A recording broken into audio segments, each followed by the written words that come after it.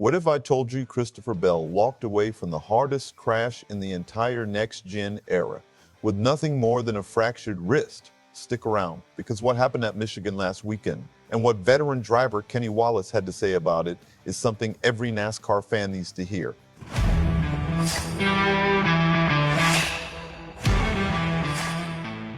And hey, real quick, if you are a true NASCAR fan like me, go ahead and drop a like and subscribe to the channel. NASCAR Nation News is just getting started. We're pushing toward our next subscriber milestone. And this channel is all about real talk from fans who live and breathe the sport every single week. All right, let's get into it. So here's what went down at Michigan during the FireKeepers Casino 400. Lap 148, turn 4, Christopher Bell was making his move, trying to edge out Chase Elliott for the runner-up spot behind race leader William Byron. And then everything changed. Bell's no. 20 Toyota slammed into the wall violently.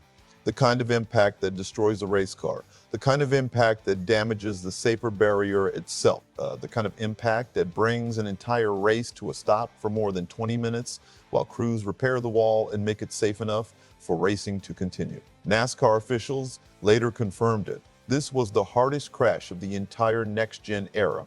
Matt Harper, NASCAR's managing director of safety systems, said it was the hardest impact he had personally reviewed since joining the sanctioning body back in 2015.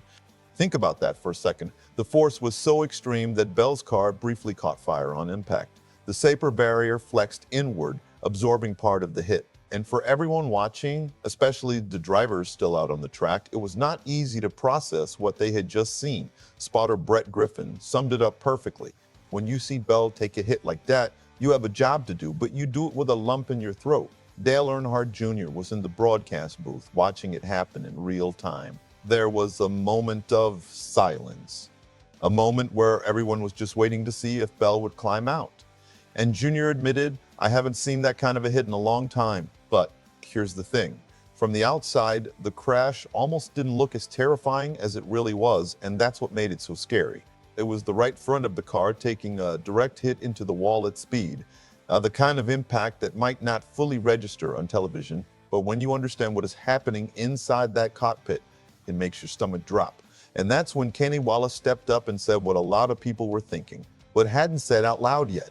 On his YouTube channel Wednesday, Kenny Wallace broke his silence, and he did not hold back. "I mean this with love," Wallace said. "He could have been killed. I'm sure if that was 30 years ago, he'd have died." Wallace went on to credit the safer barrier, the new seats, the 6 and 7-point seat belts, and the hands device for keeping Bell alive. And then he delivered a message that every casual fan needs to understand. We don't need to kill people to convince people that NASCAR is dangerous. You're running 213 miles an hour and run that son of a gun right into a wall.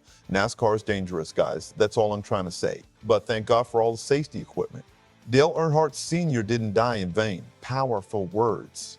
And they carry a lot of weight. After the wreck, Joe Gibbs Racing sent Bell's destroyed car back to North Carolina, where NASCAR engineers examined everything. The seat mounts, the restraint systems, the cockpit structure. They wanted to understand exactly how the car held up under those extreme forces. And the data confirmed it. NASCAR Safety Department recorded this as the largest Delta-v reading since the Next Gen car debuted in 2022. And Christopher Bell, he walked away with a fractured wrist and some ankle bruising. Considering what the data shows, that is nothing short of remarkable. Now, you would think a crash like that might force Bell to sit out a race. But according to team owner Joe Gibbs, Bell has already been cleared to compete this weekend at Pocono Raceway, and you can understand why missing the race isn't really an option. Bell is currently sitting 10th in the point standings. He dropped 3 positions after that 31st place DNF at Michigan. Missing Pocono would only make the situation harder.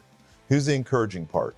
Bell actually has a strong history at the Tricky Triangle. In 8 Cup starts there, he has 2 top 5 finishes, 3 top 10s, and a pair of 4th place finishes. The speed has been there at Pocono before. However, there is one question heading into this weekend. Bell was spotted boarding a JGR plane with what appeared to be a cast on his left arm. So the big question is, can he physically handle what it takes to compete at that level? Because the talent is not the issue.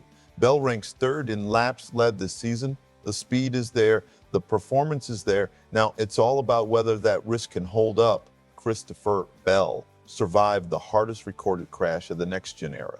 Kenny Wallace said what needed to be said, and now Bell is getting back behind the wheel at Pocono just 1 week later. So here's my question for you. Do you think Bell should be racing at Pocono this weekend, or should he have taken a week off to fully recover? Drop your thoughts in the comments. Let's talk about it. And if you haven't already, smash that like button, hit subscribe, and join the NASCAR Nation news family. We covered this sport the way real fans do. Straight up, no fluff. We'll see you in the next one.